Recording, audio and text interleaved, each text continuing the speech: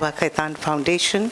It is my pleasure to welcome you to today's edition of Authors Afternoon. Authors Afternoon is a series of enchanting sessions dedicated to English literature. It started in 2012, and in the last 10 years, it has come a long way. Literary enthusiasts come together, and the conversations with authors of different genres is always very interesting. Prabha Khaitan Foundation was founded 40 years ago, and it is dedicated to the promotion of Indian crafts, culture, art, and literature. As an appreciation to all our patrons and guests, the gifts that are given are always indigenous crafts made by our artisans. At all our events, local food is served, and the foundation upholds a cause every month, and the cause of the month for February is cancer. Today we have with us Ghazala Wahab, a renowned journalist and author. She is the executive editor of Force, a monthly news magazine focusing on national security. She has penned articles on homeland security, terrorism in Jammu and Kashmir, left-wing extremism, religious extremism, communalism, and human rights. As a career journalist, Ghazala has worked with The Telegraph and The Asian Age. She is the author of Dragon on Our Doorstep, Managing China Through Military Power with Praveen Soni. She has contributed a chapter on the changing profile of terrorism in Jammu and Kashmir in the book Operation Parakram, The War Unfinished.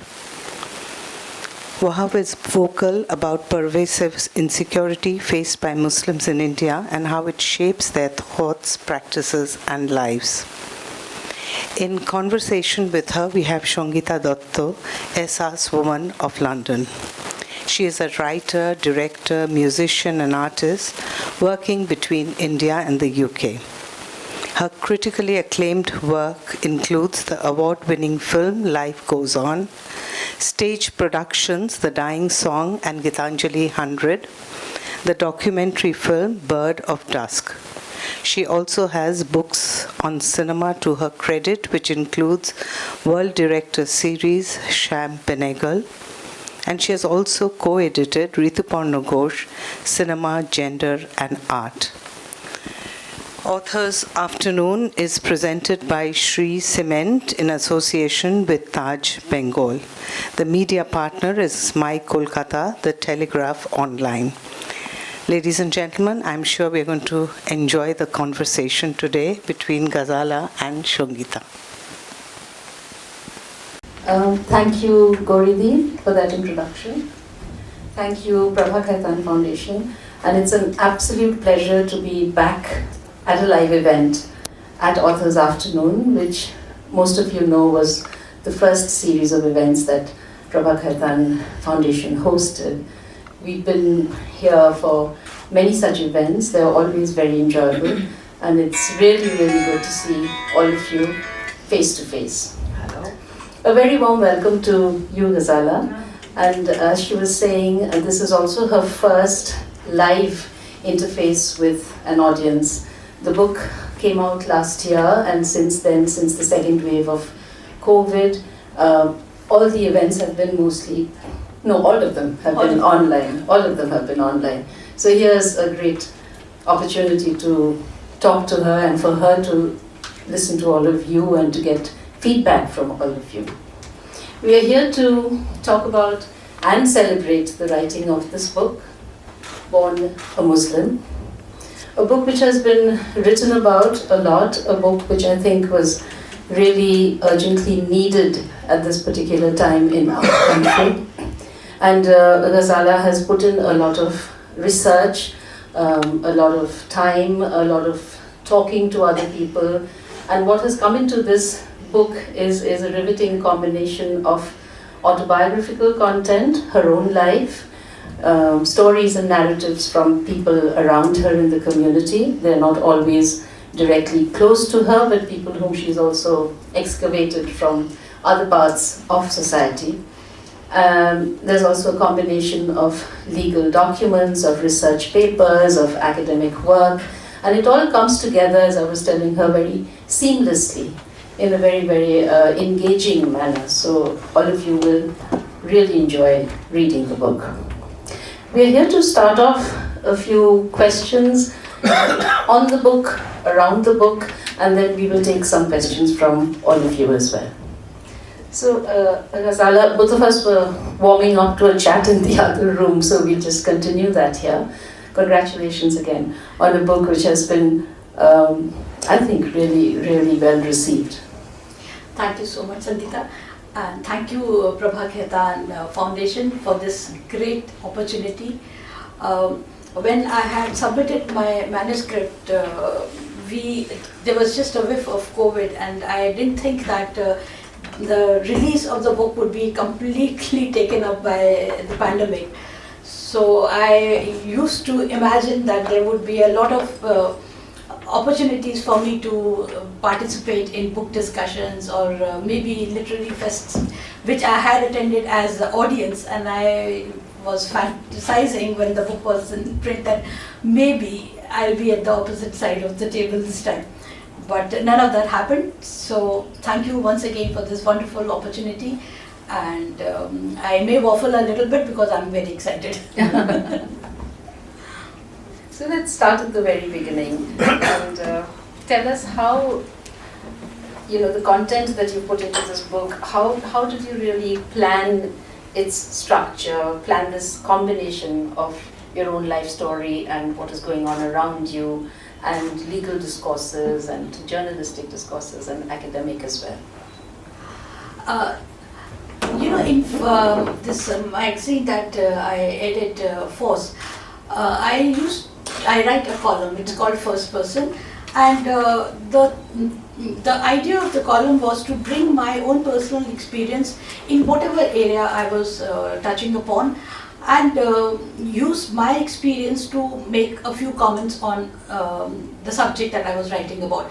So if it was a subject to do with violence or to do with terrorism, I used to bring into some part of my own either experience or learning or what I had heard from some people to put across the argument that I wanted to do. So I think the idea of writing a book based on that style of conveying my thoughts came from my column. And though I didn't originally start to write on Muslim issues because it was a magazine on national security and defense, but once this global war on terrorism started after 9/11, there was so much focus on jihad, Islamic terrorism, political Islam, that it became a mainstream subject. Everybody was talking or writing about it, and willy-nilly I also started writing about this subject, which forced me to look a little more deeper into the religion itself, the theology of Islam, the idea or the notion of different kinds of jihad, when it was valid, when it was not valid, or what was being passed off as jihad everywhere, what was the context for that particular event or that particular attack. I'm not talking of 9/11 alone, but everything, starting with the Palestine-Israeli conflict. So why it was called jihad, why the Palestinians, once they decided to wage a physical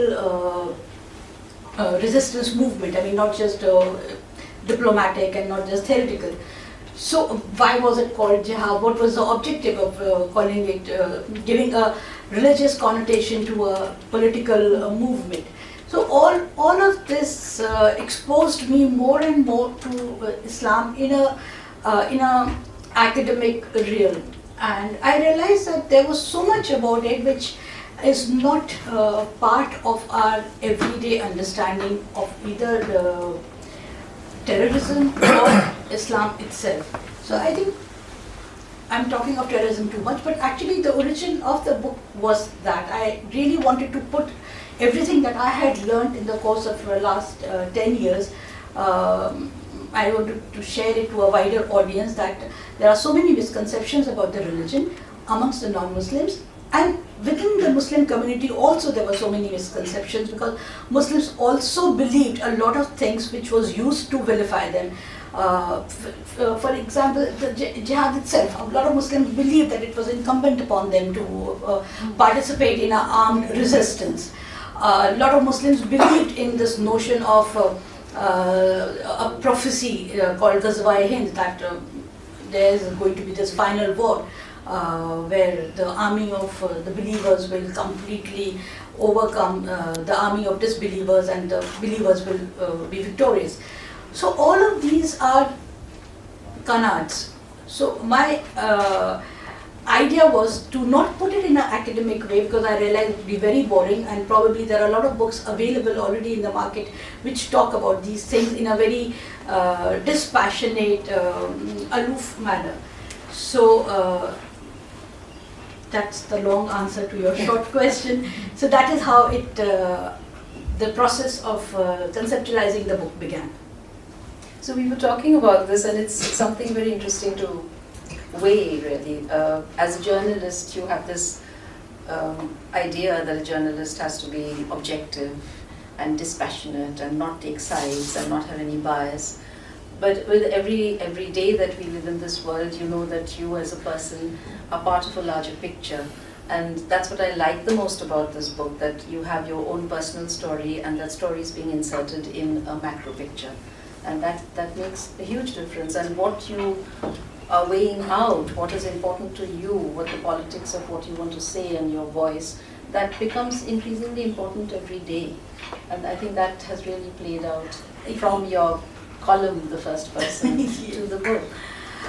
You know, I always made this difference between a reporter and a columnist. And since I was doing both, I mean, I was also reporting for the magazine. I was conscious of the fact that I was being as faithful to my sources as possible, not bring my own personal bias or my own opinion into what I was reporting. But when I was writing my column, I realized that this was my space where I could express what I felt, even if I was commenting on the same event which I had reported a few pages earlier. And there I felt that it was important that I put my cards on the table. I mean, I should not hedge any my bets, and I should not pretend that I'm being objective, because I was not being objective. I was being, and I think all columnists are subjective. Some just pretend to be not subjective, but essentially that is what your column is about. So I always put myself at the center of my column as a narrator of what I was doing from my perspective, so that there is, I'm not cheating my reader. So the reader knows up front that this is the place I am coming from, this is what I am saying. Whether you want to read further or you want to dismiss it and saying, oh, she's like that only and this is what she always does, that's up to the reader. I mean, why waste the reader's time, and why leave him or her wondering whether I really meant this or did I meant something else. So that has been my approach in my writing the column. The same with the book. I have I'm there as an observer, as a person who's experienced certain things, who has overheard certain conversations. So I'm there, I think, almost in every chapter. Because I wanted it like that. I wanted people to see things the way I had seen or I had perceived them. So apart from the writing trick, I also feel that it makes it interesting to read. It probably draws in the reader a little bit more, because I think all of us like a good gossip. And when you're putting yourself there and you're talking of something about your personal life, it does add a little value, a gossip value to the writing. So I suppose it's interesting to read also. Yes, so I'd like to come to this bit about your own story and take you to a section in the introduction, which itself is long, but absolutely riveting, absolutely engaging.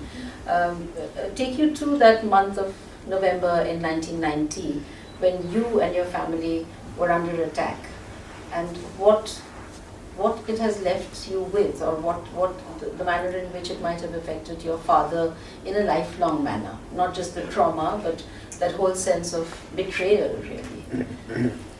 Actually, I'm happy that I wrote that, though I was a bit unsure, and my father's reaction to that was not very good, and he was very upset that I wrote this. But because between 1990 and till the time I wrote this, we never spoke about this at home. It was something which my parents had decided that we should not talk about it with anybody. But after this book came out and a lot of attention had been focused on that incident, so we started to talk about it. And actually my perspective of that has changed a little bit. Because I wrote it from my memory, the way I remember, the fear that I felt. But now that we have spoken about this at home, my father has a different explanation to give, which is also interesting. It's not there in the book because I didn't speak with him before that. And he believes that it was probably the salutary effect of our neighbors that our house was not burnt down. So in the book, I tend to blame the neighbors. I tend to say that we were trying to call everybody and nobody came to our help. But my father says that a mob is a beast which is completely unpredictable. You really cannot say how a mob is going to react. So maybe that is the reason everybody stayed away. But maybe there was some effect that they had, that they only pelted stone on the house and they broke the windows and they destroyed the car, and then they moved away. The mob moved away. We weren't harmed. So maybe it was because of the neighbors. So I don't know. Maybe he says this now in hindsight because we continue to live in that same area, and in the last 3 years of the pandemic, the youngsters in the neighborhood have been huge help to my parents, both of whom are extremely old and ailing as well. And all of us had COVID last year in the second wave. The entire family was affected. So neighborhood boys were helping our family a lot, running errands, fetching stuff like milk and groceries and leaving it outside the house. So, and all of them Hindus, and we are the only Muslim family in that area.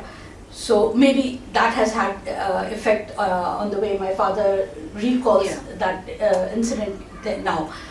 So I think the good thing that has happened that I wrote about that event is that at least it has given me and my parents a chance to reflect over it and look at it from various perspectives, and not just from the perspective which we had in 1990. Yeah, that's interesting. But also the other story with which you start the introduction, would you like to tell the audience about that, the story about your great-grandmother and how this whole idea about the threshold became very important in your family culture? I think this is something which happens in all small towns. You kind of learn to live with some spirits around you and you're not scared of them. At least in Agra, every household had some story or the other to tell, some paranormal experience people would have. And in my family, it was very normal. This incident that I narrate, that my great-grandmother, we used to live in the small settlement, not me, my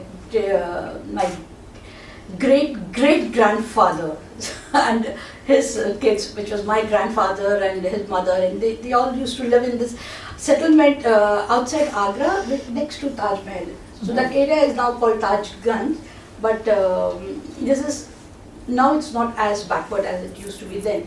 So it was a small mud house where they used to live, and apparently there was a passage of some noble spirit. That house was on the root of the passage where some good spirit used to pass by. So my grandmother, great-great-grandmother, was sleeping at night, and there was no electricity obviously at that time, and it was very, very warm. So everybody used to sleep in the open in the courtyard, but women were not allowed to sleep in the courtyard because all men folk would be sleeping there.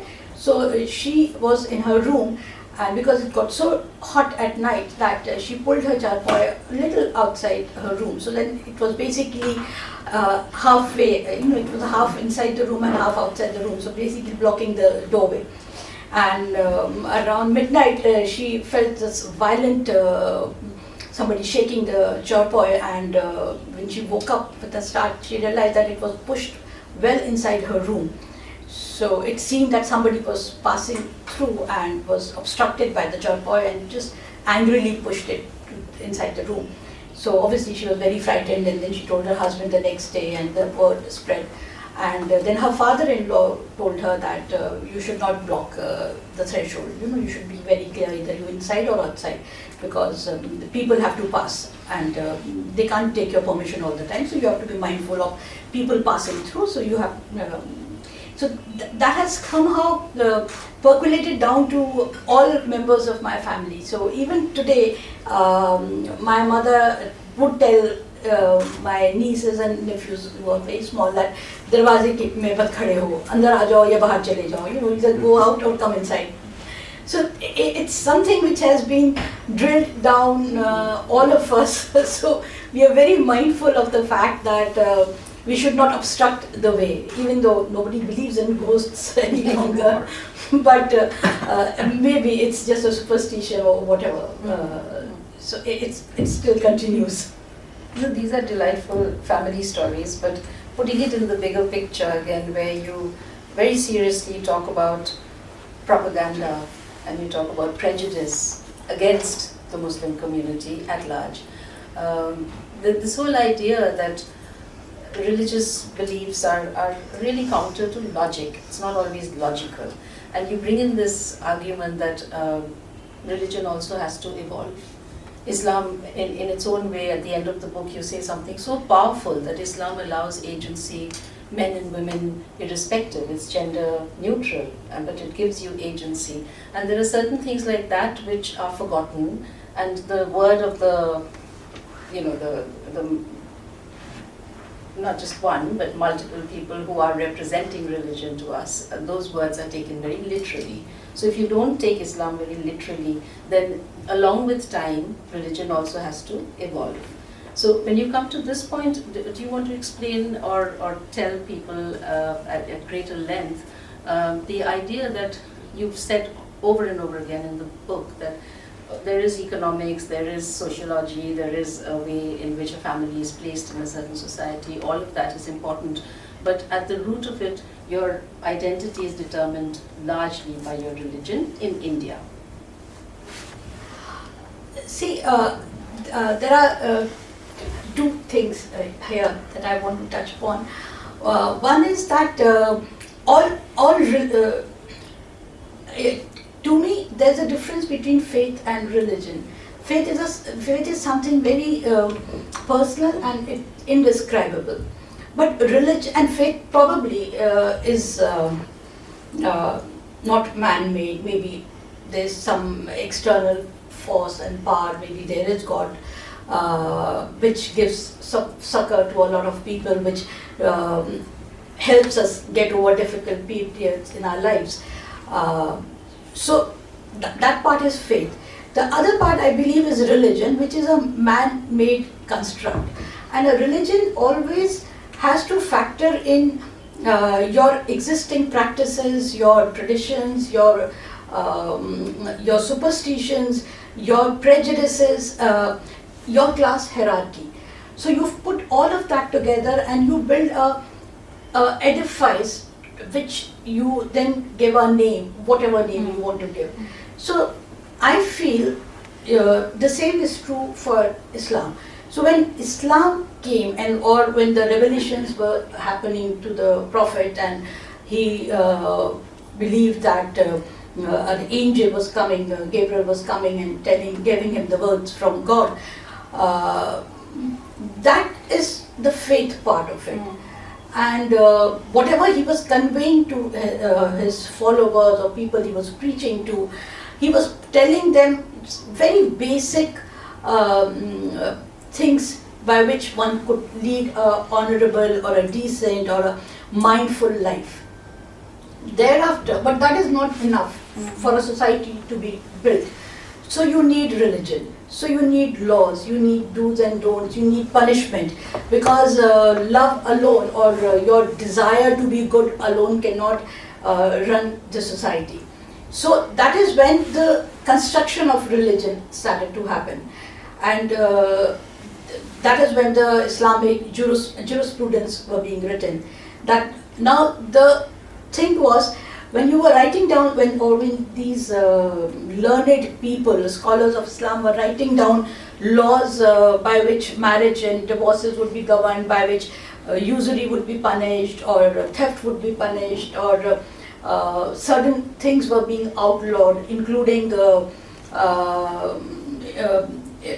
blasphemy, which is not mentioned in the Quran at all. There is no mention of blasphemy. There is no concept of reneging on your faith in Islam. But when the laws were being written, so all of these things were brought in.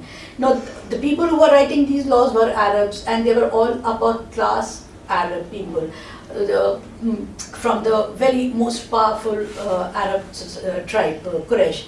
So when they were putting all this down, apart from what the Prophet had said or what the Quran had verses were saying, they were also relying on their own heritage. They were also relying on their own tribal rules, because they didn't want to turn their back on their centuries-old heritage. So all of this crept into the laws which were being promulgated at that point. Now, to enforce this, they also needed to tell the people that, look, we have not strayed from the path shown by the Prophet.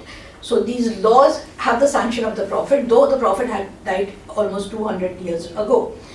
So to convey this, then this concept of hadith came about, where people started saying that, I remember when something like this had happened and some dispute, so people had gone to the Prophet, and this is how he had arbitrated. He said, so and so money has to be given for so and so, whatever, crime, or blood money has to be given because one person has killed somebody's family member. So all of this to get people to believe that this was correct and what laws we are writing has the sanction of the Prophet. The stories were attributed to the Prophet, that in his time also this is what he had done. So this is I would say the history of Islamic experience, not Islam per se. So I think these two things, most Muslims do not they do not distinguish between the two.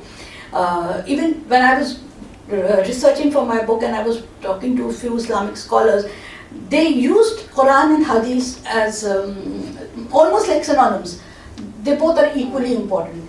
Whereas Quran, a Muslim believer believes that Quran is a word of God narrated to the Prophet through Archangel Gabriel. But Hadith is written down document 250 years after the death of the Prophet by human beings, by people who were recalling their uncle or their great-grandfather or somebody else who had heard this somewhere. I don't remember a person's name. We were talking about something and I said, I'm bad with names. I don't remember somebody I had met last year. So how did this chain of communication survive over 2.5 centuries? So obviously there are a lot of additions to this which are not part of what the faith was. So I think this is one of the things that I felt we need to distinguish, and I have tried to do that in the book. Again, putting myself there, showing my hand up front. So that is when I was talking of this larger issue, the larger debate on the religion itself. The other thing is that because the source of a lot of the regulations, the source of a lot of laws was also some amount of prejudice. It is only natural that as human beings we would inherit this prejudice. So whether it is in our perception of the other, our prejudice comes to fore. So it's not just that Muslims face prejudice in India or other parts of the world. Even Muslims are prejudiced against other people, howsoever misguided or ill-informed. But prejudice has been not even a two-way traffic; it's a multi-way traffic. It's just normal. It's a human tendency to be prejudiced. But the important thing is that you recognize your prejudice and you try and educate yourself that what could be the source of my prejudice. You may not like everybody. You may. It's not possible for everybody to like everybody. But as long as you know what has been the source of your prejudice, as long as you understand that you are prejudiced, maybe you will not act upon your prejudice. Maybe your equation or your relationship with the other person will be a little more mindful. And I think that is a very important thing that we must recognize, especially in today's India, that prejudice has no basis in truth. In a very analytical manner, really, Ghazala, the fact that there are so many economic and socio-economic factors operating, including education or the lack of education, the lack of access to education, that all of this is contributing to a marginalization of the Muslim. Do you want to talk about that? Yes, actually this is a very important problem in India today. Muslims traditionally or historically have been less amicable towards non-religious education.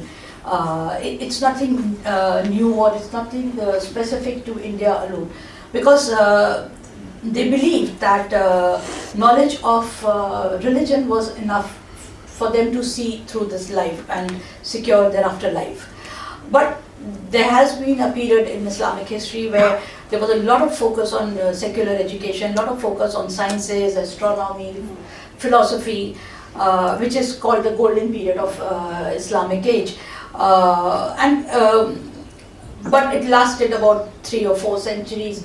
And this was also the time when a substantive part of Europe was part of the Islamic empire.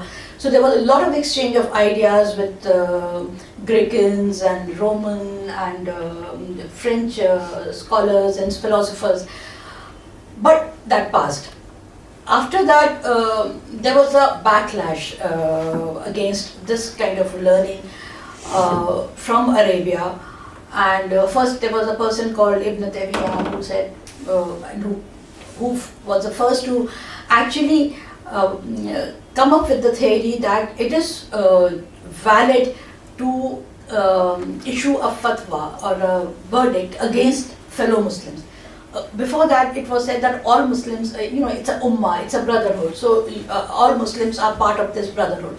But he said no, a person like him or a Muslim of a certain kind would determine who is a Muslim, who's not a Muslim. So just your admission of faith or your saying that I'm a Muslim is not enough for you to qualify as a Muslim. So he was the first person who actually issued fatwas against Shias, fatwas against Sufis, fatwas against anybody who questioned him, and led to a lot of bloodshed, a lot of violence.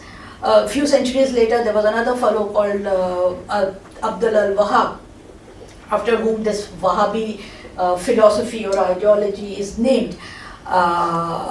And I have nothing to do with it. Wahab is my father's first name. So this is they again. Abdul Wahab said things like that. Islam forbids singing and Islam forbids music. There is no room for entertainment in a Muslim's life, and Muslims should only be indulging in piety and prayer and worship. So, and same thing about calling who is a Muslim, not a Muslim. Lot of violence against women, lot of violence against Shias, against Sufis. Anybody who was challenging him, he said this person is fit to be killed. Which is why you see in the Islamic history, the biggest victims of violence by Muslims have been Muslims. I mean, it's a misnomer saying that all terrorists or most terrorists are Muslims because they're killing other people. They're actually killing their own across the world, wherever you see. So the thing is that this has been a historic culture that whenever any Muslim reformer, a person who has spoken about modernization, who has spoken about education, he's always faced a pushback by more conservative elements, and somehow more conservative elements have always found more traction within the society, within the Muslim community.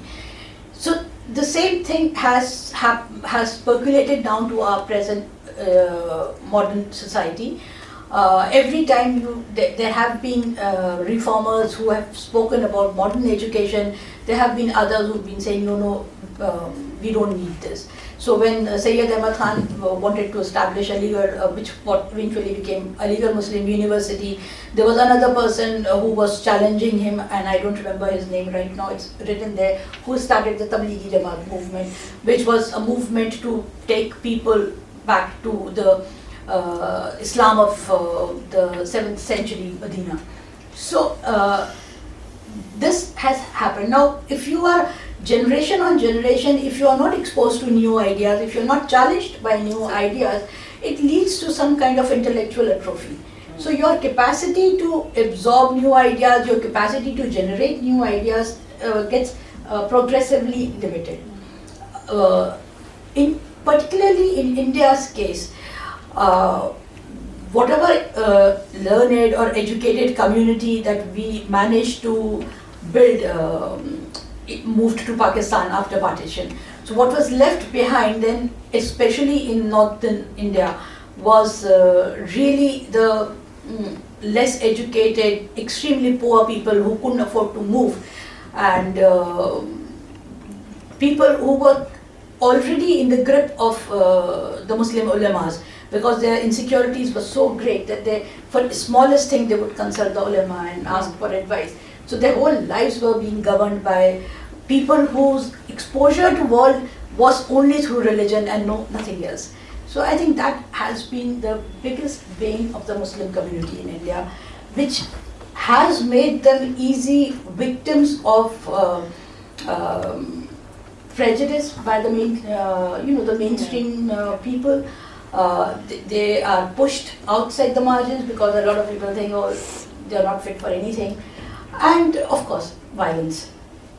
Yes, so it's a vicious circle, as you said, because if there's no access to education, Yes. then there's no access to jobs. There's also this lack of support from the entire legal infrastructure Yes. around you, from the state infrastructure around you. So I think that comes across in a very analytical way in the book. I'm being told we're running out of time. There's so much more to discuss, but just one last question for you. You're writing from within the community, but of course it's a layered community, it's a diverse community.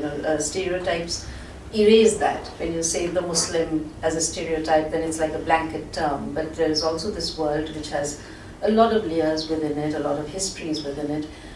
What did you learn from this exercise of researching, of actually talking to common people? The fact that you were talking to, as you said, the craftspeople or just people, the blue-collared guys, the guy who's moving to Bombay for a job and who has to pretend he's not Muslim, disguise himself under a Hindu name, he's an electrician or a cable person, whatever. So what did you really learn out of this? I think my biggest learning has been the difference between the religion, Islam itself, and the practice of Islam. I always, or like most people, thought that the practice of Islam was actually what Islam was. But when I started work on the book and when I was reading the Quran along with the translation and the interpretation, because nobody does that. And people, you're supposed to read it, so you just read it. You don't understand anything and you never bother to understand. But for the purpose of researching, when I was doing this, I actually realized that theoretically it's an extremely progressive religion. It just gives you a broad overview of life and how you can lead a socially engaging life. What your responsibilities are towards your family, your neighbors, your society, the position of women. Wherever the believers are addressed in the Quran, they're always addressed as believing men and believing women. So it's not a direction to men to look after women. The Quran gives agency to women in the sense that it addresses the women directly. It says, this is what you must do, this is your responsibilities, or this is your obligations. And the same ditto for men. For instance, this whole hijab controversy. There are 3 verses which pertain to a person's appearance, and 2 of them address both men and women with similar injunction against both men and women. And the 3rd one is specifically for women, but that is because of the historical context. Women were going out and were being harassed by bandits in a particular area. So that verse says that you cover yourself up so that bandits would know that you are Muslim. Women. So they would fear reprisal by Muslim soldiers. So if you show yourself as Muslims, that you will not face harassment. So this has been my biggest learning, because the common or received wisdom was that it's a backward religion, it's a primitive religion which is extremely unfair to women. So it's extremely violent religion. So I think my biggest learning has been that. And the second part about the society was that the diversity within the Muslim community. People keep saying Islamic Ummah, Muslim Brotherhood, not the organization, but as a concept. That all Muslims, they don't believe in a nation state, they believe in the global Muslim community. But I realized that actually it is not true. Forget about Indian Muslims speaking for any Muslim outside India. They don't even speak for fellow Muslims in India. I mean, you would hardly find any Muslim raising his or her voice for, let's say, Kashmiri Muslims. So they are actually very insulated and very self-oriented community. So it's the whole idea that it's a global ummah and they don't believe in a nation state, it's not correct at all. So this was another learning, because we all believe what we are told, and I used to believe all of this. But it was only when I was working on this and I was just thinking, and I realized that so much that is there in popular discourse is not correct. Yeah, so we were talking about this, about the Muslim in Kerala, the Muslim in Bengal, and the Muslim in UP would really have very little in common. Absolutely. They'd be products of their culture. And so the language and the food and your daily habits and your choices have a lot to do with the area. I don't know if many of you have seen this film called Saudagar. It had Amitabh Bachchan and Nutan. And it's based on a Bengali Muslim community. But if you see, when she gets married, she wears a sindoor and she is wearing a Mangal Sutra. Nutan, though she is a Muslim.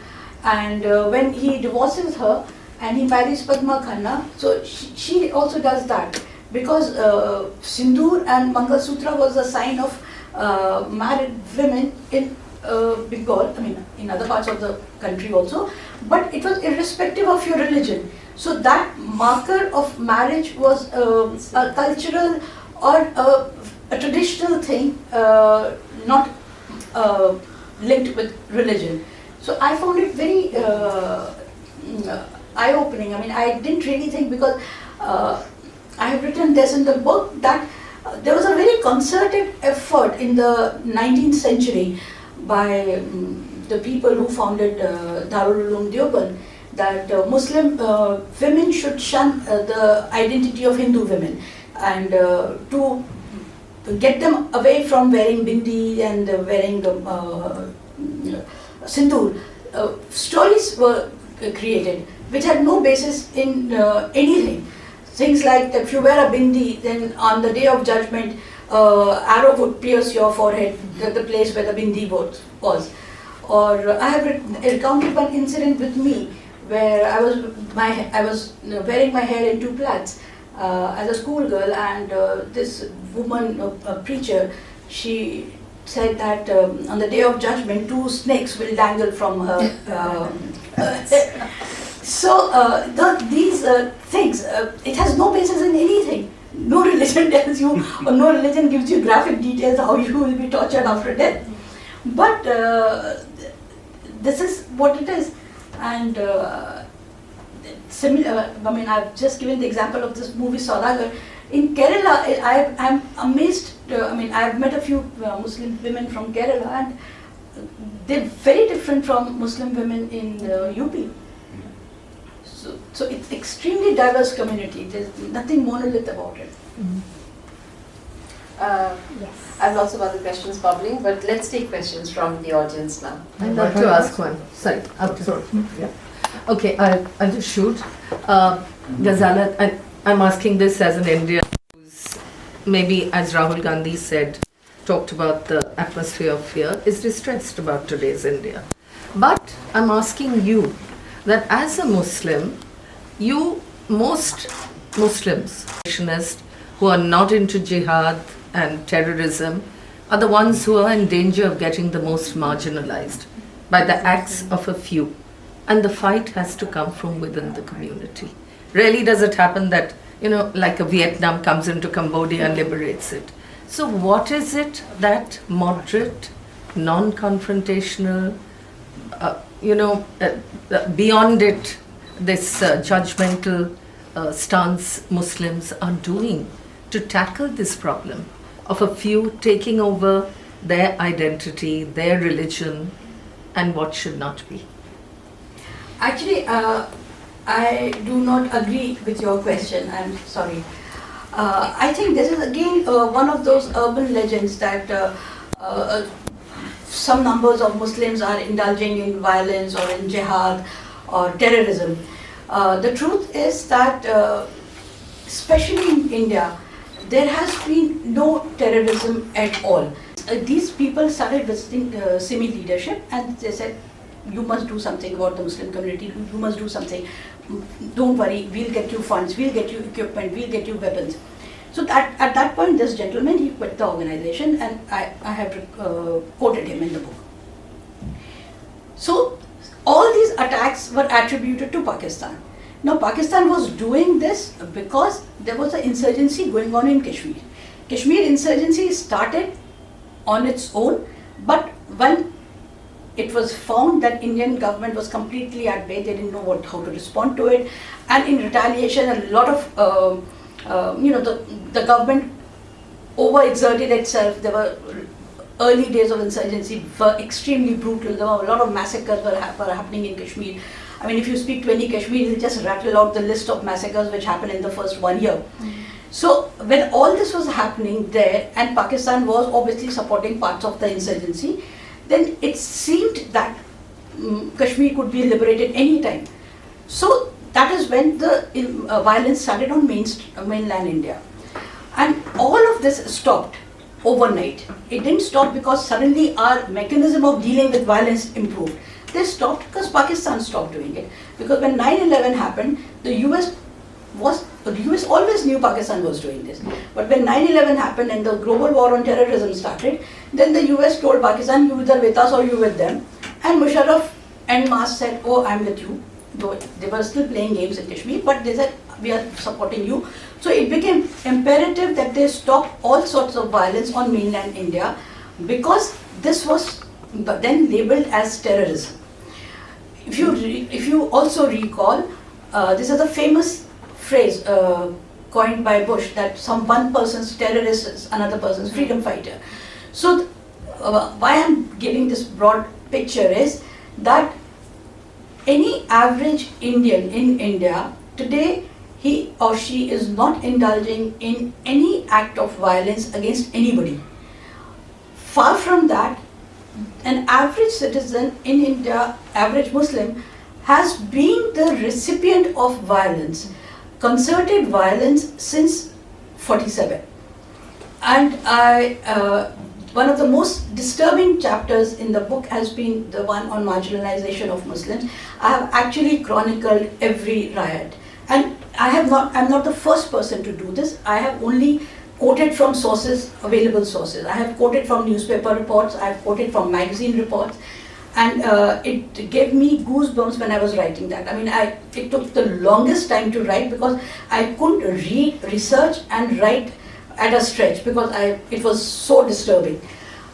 So this is where the propaganda, the concerted propaganda comes in, that, you know, not all terrorists are Muslims, but some Muslims are terrorists, or Muslim community needs to, you know, the moderates need to raise their voice.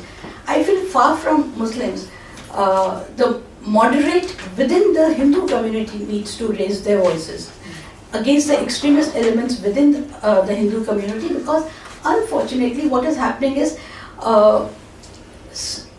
the entire narrative of the Hindu or Hinduism has or is being hijacked by a few vested interests for political purposes. And again here, religion across the board, whether it's Muslims, Islam or Hinduism or Christianity, religion is always hijacked for political purposes, and the same is happening in today. It is being hijacked for political purposes, whatever they may be, or howsoever useful or beneficial they may be in the long run. But the problem is the mainstream moderate is getting pushed out increasingly across the community.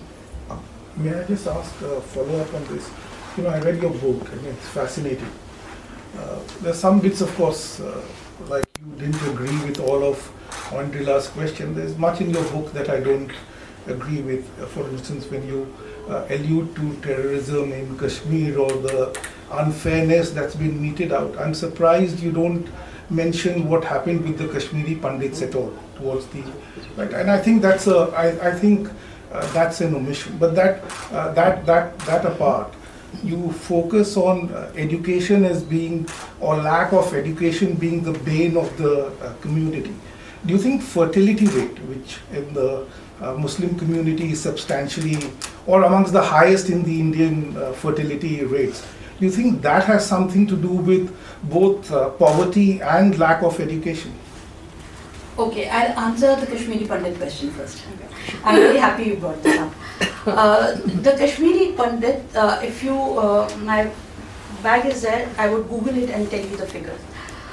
By the government of India's own figures given in Parliament last year by the Minister of Home Affairs, the total number of Kashmiri Pandits who died between 1990 and 1993 is under 700. So to say and to call it pogrom is exaggeration. In the same period, again the government of India figures, I really wish I could Google and tell you. No, Google it, not to worry. Okay. We have. In the same period, according to the government of India figure for Kashmiri Muslim killings is over 2,000 in the same period. And this also is a underestimation of the Kashmiri Muslim figures, for the simple reason, if you recall, when Umar Abdullah was the chief minister, 3 consecutive years, unidentified mass graves were discovered in Kashmir. And each grave, from the remains that were found, contained something like 500 to 600 corpses. So that alone takes the, if you take 500 in each mass grave, so it's 1,500 unidentified people who were buried there. So nobody knows who those people were. No, with due respect, it's not number crunching. With due respect, since there are so many incidents that you allude to in terms of what happened with the Kashmiri Muslim in your book, and that's absolutely. Actually, I have not spoken about Kashmiri Muslims. There is, your last chapter. Read the last chapter. At least I recall it from the last chapter. I could be wrong, but the book is right here. It's please do have a look at your own writing. Sorry. No. I have written about Kashmiri yes, Muslims a lot, but right, not in the book. It is in the book actually. Okay. Please, we can. Yeah, sort please. it out right now. Yeah, please. But Okay. sorry. So we'll engage. After. Okay. While you're looking, should we take another question? If you don't have one, I'll just say Yeah. something. It's more like a observation. Yes, Ghazala, there is a problem with moderates and extremists in every religion. I think the fact that there are so many Hindus distressed by what's happening is being reflected in many parts of the country, and that is why I said the fight has to come from within the community. Nobody else can do it. And also you talked about the upper class Arabs writing down these laws. Now, whatever is man-made, whatever comes out, whether it's Hadish, Amish, whatever extremism comes out, it's always unkind to women, unfortunately. That's true. But I think we were lucky in Bengal because it was upper class men like Raja Ram Mohan Roy who decided that they would pull women out of the woods, not so upper class, Isha Vidya. So again, it has to come from within. I agree, absolutely. In fact, I have spoken the last chapter in my book where I'm talking about the way forward. I have spoken about how Muslims have to help fellow Muslims. And we keep thinking about Muslims as poor, impoverished people. But there are rich Muslims also, and there are billionaire Muslims also who do a lot of philanthropy. Yeah, sure. Unfortunately, their philanthropy is very secular and non-sectarian, so and merit-based. And I'm alluding to Premji or whoever. So it's completely merit-based, where obviously Muslims do not benefit from it directly because they are incapable of competing with the mainstream because of their years of poor educational background and stuff like that. So maybe this proactive or maybe this ameliorative measure, because government, we should not expect, and it will not help to ask for reservations in educational institutions for Muslims. But probably fellow Muslims can institute scholarships, fellowships for poor Muslim students.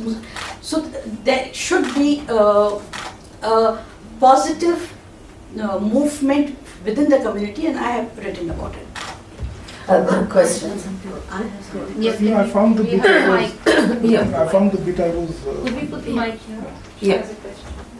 So it says, while on the one hand, the unresolved Kashmir issue has exposed the civilian population of the valley to sustained violence, on the other hand, it has allowed the government to label violent resistance as terrorism, thereby leaving unresolved the political problem that underlies it.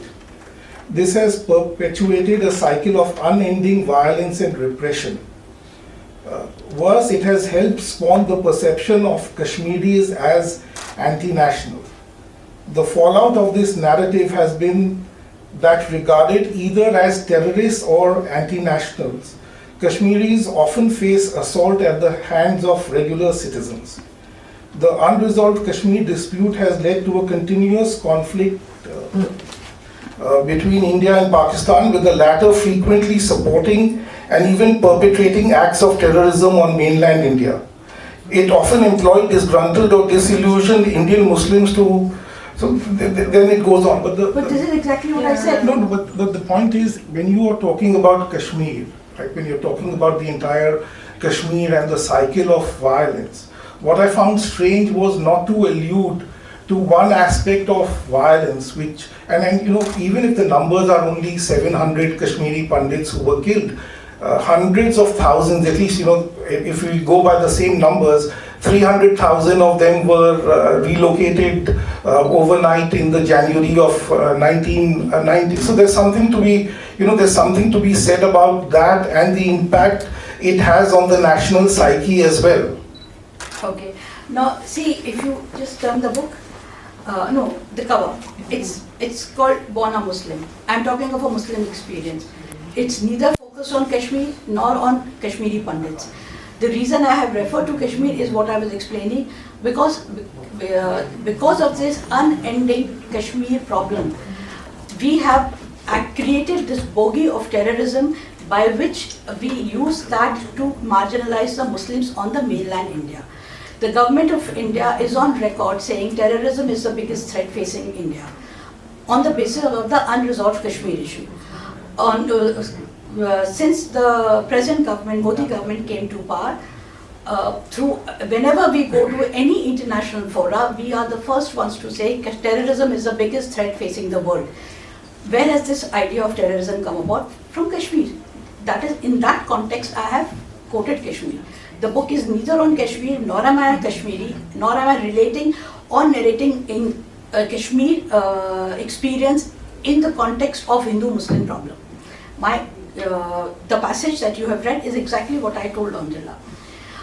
I actually have written a bigger and a whole chapter on Kashmir in my previous book, Dragon on Our Doorstep. And I have not only written on Kashmir, I have written on AFSPA criticizing both. So maybe you could look that up. No, I'd be happy to. Thank you. Hi, it was a very fascinating talk. So I'm just thinking aloud actually. So when you talk of the bogeyman, the jinn is out of the bottle. And being a Hindu, as much as I would like to kind of unite our front, to help the Muslims, we're somehow unable to do it for XYZ reasons. There's too much of polarization happening. So off the cuff, what are the 3 things that come to your mind which can bring us out of this hole? And another thought that comes to my mind is when you talk of education. Education is happening for all Muslims. We should actually stress on a liberal education. Education, the education they are getting is, leading to jihad. So that is something that should be expunged. Answer the first part. I will quote a comment by Kefi Azmi in one of the mushairas before reciting his verses. He said, he was asked about the communal problem in India, and he said if every Muslim has 3 or 4 Hindu friends, and if every Hindu has 1 or 2 Muslim friends, there would be no communal problem in India. The biggest problem today in India is, as what Sanita also referred to, is a vicious cycle. A lot of Hindus do not know a Muslim person. They have not seen one in their lives, they have not grown up with one in their lives, so they actually do not know what this creature or what this beast called Muslim is. Yeah. A large number of Muslims today are also facing the same issue, because when you're pushing them out of the mainstream, you're not giving them accommodation in the mainstream, then they are living in ghettos. So in the course of my book, I actually met a lot of Muslims who have not interacted with a non-Muslim in their lives. A lady I met in Jamia Nagar in Delhi, she was born there, she grew up there, she went to school there, all Muslim school, she went to the university there, she found job there in the cooperative bank there, she's a professional, working professional. Her husband comes from the same milieu, her children are also growing in that same environment, not knowing any non-Muslim. When I was growing up, I was the only Muslim girl in my class till class 8. I had known no Muslims outside my family. So my exposure, my experience of non-Muslims or Muslims has been very different from what a lot of Muslims and non-Muslims are experiencing in India today. And this has been a bit surprising for me, that actually there are people who have not seen the other at all. And that is why it is easy to believe the worst. Yeah, but when we grew up in school, we never knew who was a Hindu or who was a Muslim. We never knew. I never knew who was a Muslim. For us, we were all That's today's world. So no, we weren't even aware of that. Yeah. I mean, if I have to count now, I wouldn't even know. We never thought about who's a Christian. No, then probably you didn't have any Muslims in your class. We did have. Now that now one has become very aware. You're a Hindu. You're a Yes, Muslim. that is absolutely true. No, but Otherwise, we Children never knew. are national. no, but let's ask the They are children not- the same question. We were not aware of ethnicity or religiosity as children. We are now adults Today and they are realize aware. we are now That's adults okay, and but realize you that. guys- But oblivious as we were, and that's No, perhaps they're the not thing. so oblivious, Manish. They're very aware I'm and not so it's sure. rampant But in but schools. but the second part, we digressed on the Kashmir aspect. But the second part, whether the higher fertility rate. That is also a misnomer. I would recommend if please look up this book which came along with my Mr. my Qureshi's book. I've read Mr. Yes. Qureshi's book. And I've he's read given the Mr. Qureshi. statistics. So The election. No, I tell you, I agree and disagree, but it's higher not only amongst Muslims, it also includes a certain section of SC, ST, Dalits, and that economic strata. So that bit I get, but if we look at it only in the paradigm of the Muslim context, right? I'm not ruling out. So there's one silo which has poor Muslims with a higher fertility rate. Right? That the same silo exists in other communities is also a given. To that extent, Mr. Qureshi is absolutely right. But within that silo of Muslims who are impoverished and have a higher fertility rate, do you think that is possibly a reason for the lack of education and the dependence on madrasas because they get free F&B, free food and board and so on? Do you think that would be I don't think fertility rate has to do, poverty has to do with the fertility rate, not the other way around. When you are poor, more hands means more income. This is what we learned in economics, so it's a very old saying. So it's not that they are poor because they have more children. They have more children because they are poor. That is how I see it. And that is what the statistics bear. Both the statistics which Mr. Qureshi has put out in his book, as well as what the Government of India census has shown progressively over the last 20 to 30 year period. So I don't think this is a correct assessment to make that they are poor because they have more children. The other part is that the dependence on madrasa is certainly there, and there has been an effort to modernize the madrasas. But madrasas are unnecessarily demonized because madrasas are what? Most madrasas that we are talking about are very small tenements where you just give some food and basic Islamic education to children. People want to send their children, poor people want to send their children to madrasas because they get food. It's like government school where you get midday meal. So I think, and plus you become Islamically learned, you become literate, Islamically literate, not learned. So I think the number of madrasas in India is far less than what we think they are. There aren't so many madrasas, and I have quoted the figure. The access that madrasas have to the children is very small. It's not even 15% of the community. Unlike the other countries in the Middle East and all that. Their madrasas are different. Their madrasa is an educational institution.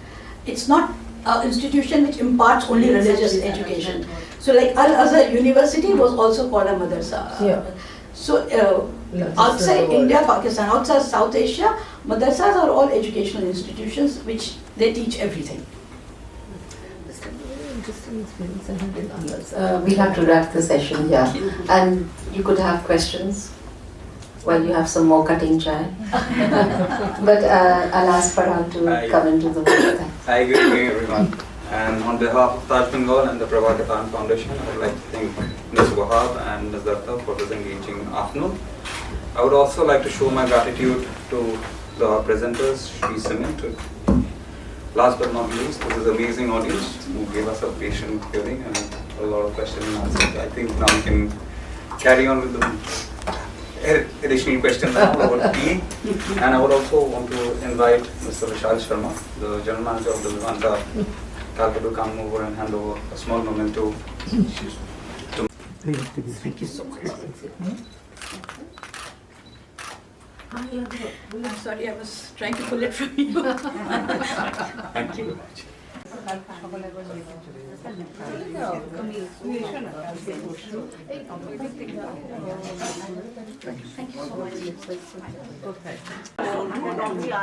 at a different way. The conditioning. So it was really like I'm really looking forward to just starting here, right?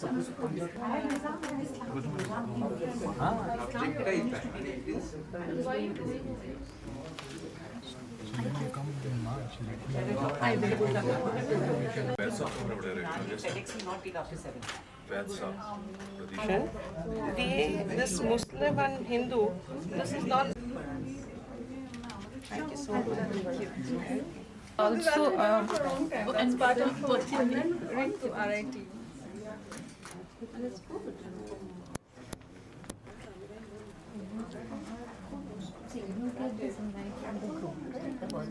Obviously, because